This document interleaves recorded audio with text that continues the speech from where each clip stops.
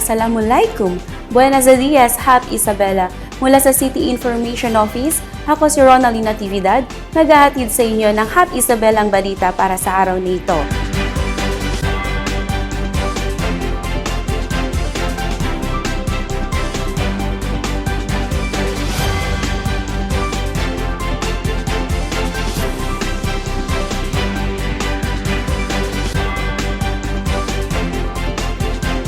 Kauna-unahang Coffee Month celebration ginanap sa lungsod ng Isabela, mga naging aktibidad abangan.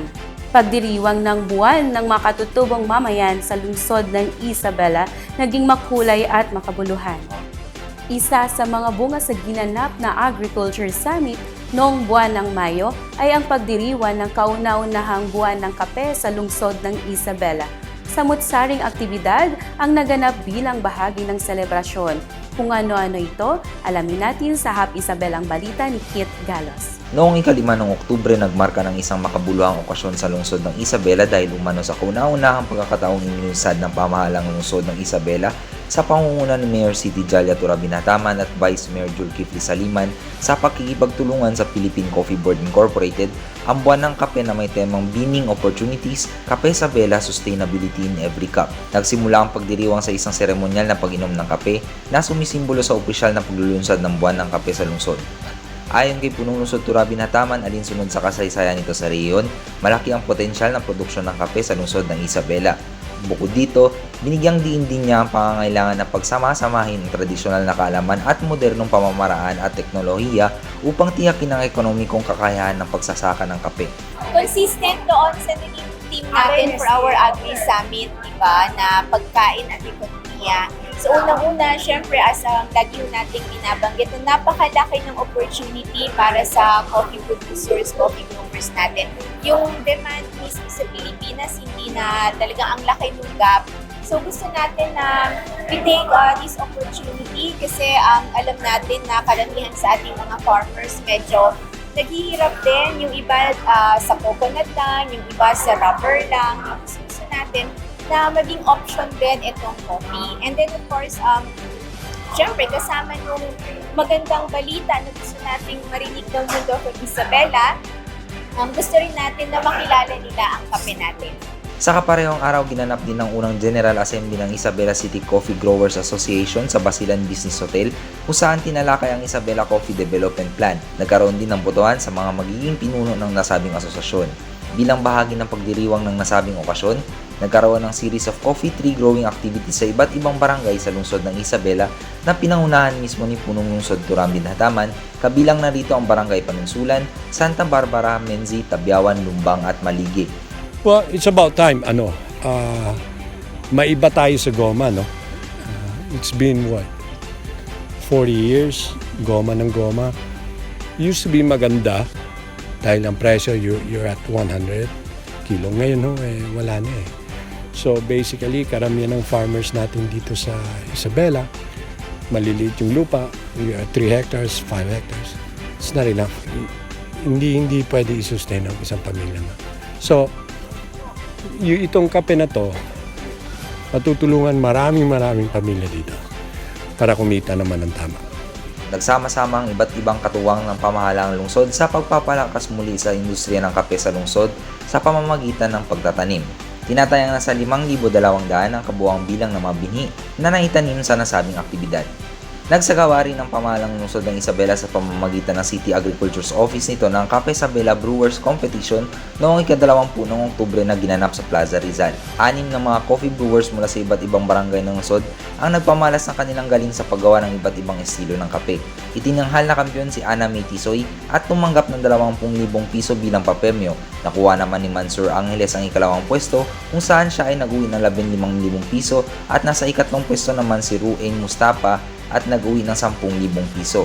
First of all, I would like to thank po sa Panginoon natin na nanalo ako. And second po, thank you po sa City Agriculture and Mayor City Dalia Turabin po for giving us a chance to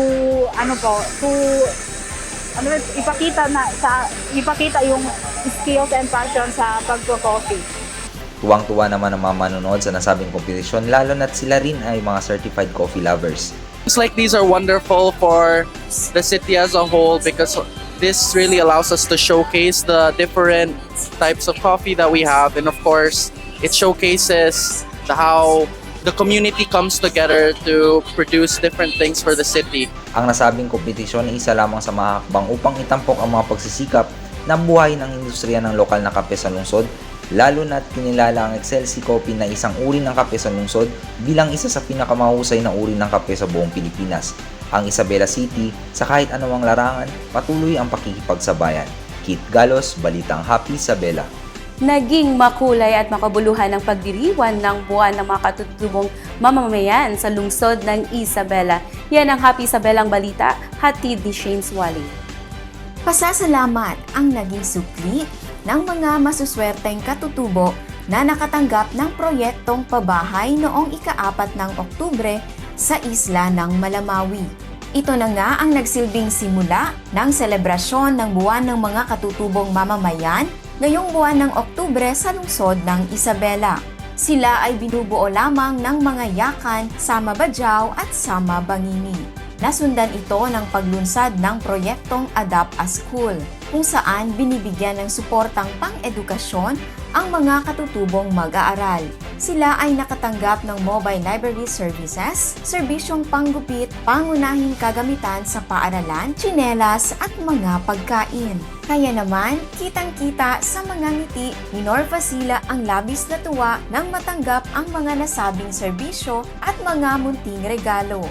Ako kumakain lay nasa bahay. Ha? Chinelas pa. Muko pa. Jollibee pa. Juice pa. Lubos naman ang pasasalamat ni School Head Tata Hamiri dahil isa sa mga napili ang kanilang paaralan sa nasabing proyekto. In behalf of the faculty, the teaching staff, the parents, the learners, nagpapasalamat po kami unang-una sa ating mabuting mayor sa pag-aproba ng mga ganitong activities para sa iba't ibang paaralan.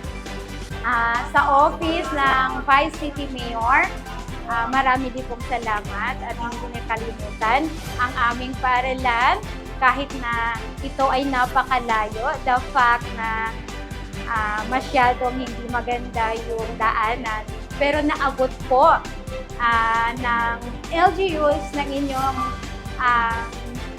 sa pamamagitan ninyo ay naabot at nabigyang pansin ang aming maliit na paaralan. Ang mga paaralan na napuntahan ay ang Pasalan Multigrade School, Haji Ahmad Kamlani Primary School, Lampinigan Elementary School at MS Bernardo Elementary School. Tinatayang nasa 500 ang kabuuang bilang ng mga katutubong mag-aaral ang naging benepisyaryo sa nasabing proyekto. Bukod dito, idinaos din ang Indigenous Peoples Day kung saan dinala ng pamahalaang lungsod pati mga katuwang nito ang iba't ibang serbisyo at inabot mismo sa mga katutubo na naninirahan sa Santa Barbara, Pumalarang at Malige. Masaya ako na pumunta kayo dito dahil hindi na kailangan ng mga tao na pumunta pa doon na magpo-provide pa ng pamasahe para lang makapunta doon sa inyo.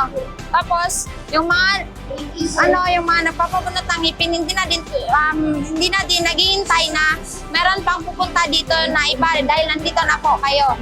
Ang mga naibigay na serbisyo ay ang mga sumusunod.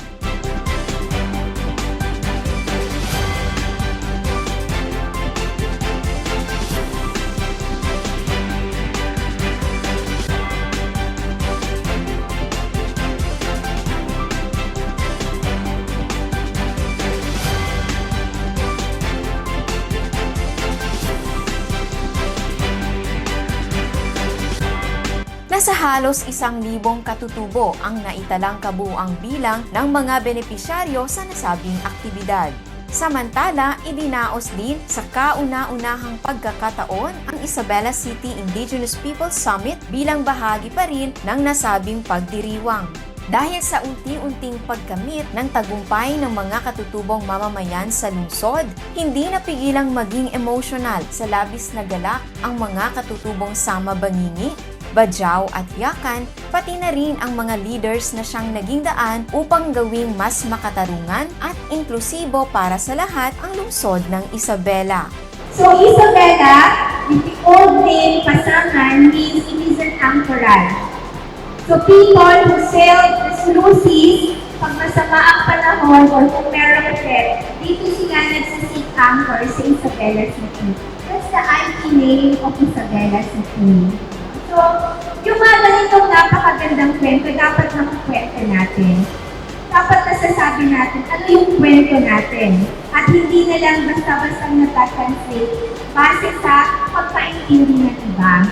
Bilang bahagi ng summit, tinalakay ni IPMR Mary May Julhari ang ulat ng katutubo na naglalaman ng mga tagumpay at mga inisyatibo para sa ikabubuti ng komunidad ng mga katutubong mamamayan sa lungsod ng Isabela. I am committed to upholding our rights, preserving our culture, and advocating for collectively well-being together. We can build bright future where the IP community is recognized, respected, and promoted and protected. Thank you very much. Pinangunahan naman ni NCIP Chairperson si Buglas ang formal na pagtatalaga at pagkilala sa na-validate na Tribal Council ng Bangsa Sama Solidarity Council sa lungsod ng Isabela. Inialay din ng summit ang pagdiriwang ng mayaman at kultural na pamana ng lungsod, kabilang ang mga makabuluhang presentasyon ng kultura. Ito po ay isang karangalan para sa amin na nagkakaroon ng ganitong mga presentasyon upang ipamahagi kung ano ay yung mga katutubo dito sa Isabela City. Upang mas gawing makabuluhan ang paggunita ng buwan ng mga katutubong mamamayan sa lungsod ng Isabela, nagkaroon din ng tree planting activity ang mga katutubong mamamayan na ginanap noong Oktubre 27 sa Barangay Masola. Ang mga nasabing aktibidad upang ipagdiwang ang buwan ng katutubong mamamayan sa lungsod ng Isabela ay itinaguyod ng pamahalaang lungsod sa pangunguna ni Mayor City Jalia Turabin Hataman at Vice Mayor Julkifli Saliman, katuwang ang National Commission on Indigenous Peoples, National Housing Authority, opisina ni Deputy Minority Floor Leader at Basilan Law District Representative Mujib Hataman at opisina ni IPMR Mary May Julhari. Bukod dito, kasama rin ang 101st Brigade, Isabela City People's Council, 1604 Company Battalion, Isabela City Police Stations at iba pang mga individual at organisasyon na lubos na sumusuporta sa mga katutubong mamamayan sa lungsod. Tunay nga na ang bawat isa sa Isabela ay mahalaga. Anuman ang lahi o kulay, lahat ay pantay-pantay. Shane Suwaling, Balitang Happy, Isabela. At para sa good news, Happy Isabela, 3 pribadong establishmento sa lungsod kabilang ang Lanote Enterprise, MJM Commercial Mabuhay at CRDC Construction kinilala bilang 2022 DTI Bronze Bagwis Awardees. Ang programang DTI Bagwis ay nagbibigay-bugay sa establishmento na nagpapatupad ng mga karapatan ng mga mamimili. Samantala, batay sa pagsusuri ng pagganap sa Peace and Order Council para sa taong 2022. Ang Isabela City Peace and Order Council sa pamumuno ni Mayor City Jalia Turabin Hataman ay nakakuha ng rating na 97.38% kung saan tinanghal bilang ikatatlong pinakamataas na rating sa mga lungsod sa buong rehiyong 9. Mula nang siya ay naging alkalde noong 2019, patuloy na sinuportahan ni Mayor Turabin Hataman ang mga puwersa na seguridad na naka-assign sa Isabela City at itinaas ang seguridad bilang isa sa mga haligi ng kanyang pamahala. At yan ang mga nakalap na Happy Isabelang balita hatid sa inyo ng City Government of Isabela. Antabayanan ng mga iba pang Happy Isabelang balita sa susunod na linggo. Muli ako si Ronaline Natividad at ito ang Balitang Kahanga-hanga, Balitang Tatak Happy Isabela, Balitang Happy Isabela.